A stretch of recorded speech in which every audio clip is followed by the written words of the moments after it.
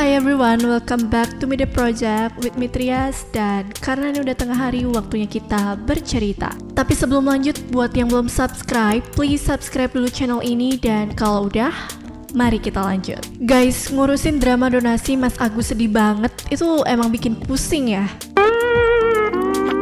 Apalagi sekarang dia malah nantangin akan penjarakan korban bencana alam di Lewotobi, NTT. Kalau bahas dia tuh emang gak ada habisnya ya. Tapi kali ini pembahasan tentang Mas Agus minggir dulu ya. Nah, ngomong-ngomong soal Lewotobi nih guys, aku penasaran banget sama legenda yang ada di baliknya. Kalian tahu nggak sih guys, kalau Gunung Lewotobi itu ternyata punya kembaran loh.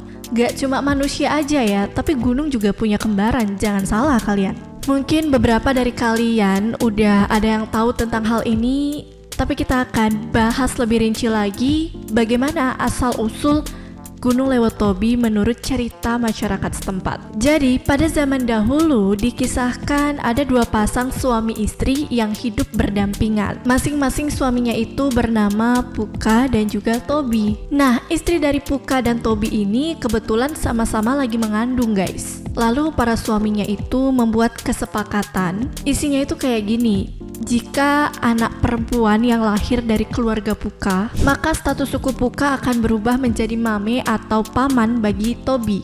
Dan jika anak laki-laki yang lahir dalam keluarga Puka, maka Puka akan menjadi opu atau ipar bagi Tobi. Begitupun sebaliknya guys, jika Tobi yang mendapatkan anak laki-laki, maka Tobi yang akan menjadi opu dan Puka yang menjadi mame. Jadi pada intinya, isi kesepakatannya itu siapapun dari mereka salah satunya memiliki anak perempuan, itu statusnya akan menjadi mame atau paman.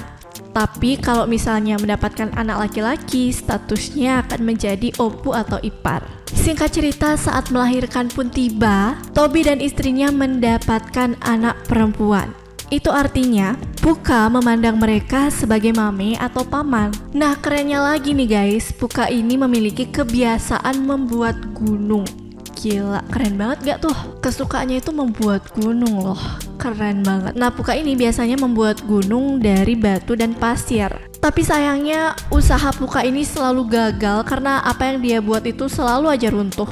Nah, melihat pekerjaan Puka tak kunjung membuahkan hasil, akhirnya mame atau pamannya ini, aka suku Tobi, datang untuk membantunya. Mereka memasang tempurung tepat di dua puncak gunung buatan Puka guys. Karena itu, kedua gunung itu pun dinamakan dengan Lewotobi. Cerita menarik lainnya, suku Tobi itu berpindah dari Lewotobi ke Nawokote sejak kekuatan beralih ke suku Mukin guys. Mungkin yang lagi nonton, salah satu dari kalian udah tahu banget tentang legenda ini, dan siapa tahu ini legenda berasal dari daerah kalian ya. Kalian bisa sharing juga di bawah lebih lengkapnya itu kayak gimana, oke? Jadi pindahnya suku Tobi dari Lewotobi ke Nawokote itu pada masa pembentukan wilayah kekuasaan. Nah, karena suku Tobi pindah, akhirnya Gunung Lewotobi ini jatuh ke tangan suku Puka. Tetapi mereka tidak pernah melupakan suku Tobi, dan bahkan penghormatan terhadap suku Tobi itu masih dijaga sampai hari ini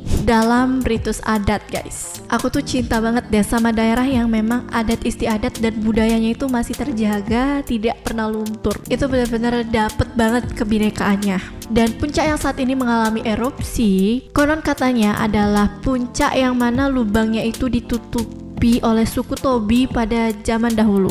Nah, jadi gitu guys, menurut cerita dari masyarakat setempat tentang asal-usul Gunung Lewotobi. Sampai saat ini dikenal sebagai Gunung Lewotobi yang merupakan gunung api kembar sebagai simbol suami istri yang terletak di Kabupaten Flores Timur, Nusa Tenggara Timur guys. Karena gunung ini kembar dan sebagai simbol suami istri, makanya ada yang namanya Gunung Lewotobi laki-laki dan Gunung Lewotobi perempuan. Untuk membedakannya, kedua gunung ini memiliki dua puncak ketinggian yang berbeda. Yang lebih tinggi itu Gunung Lewotobi perempuan dan yang lebih rendah itu Gunung Lewotobi laki-laki. Jadi gitu guys. Dari kalian udah ada yang pernah kesana belum? Jawab di kolom komentar ya.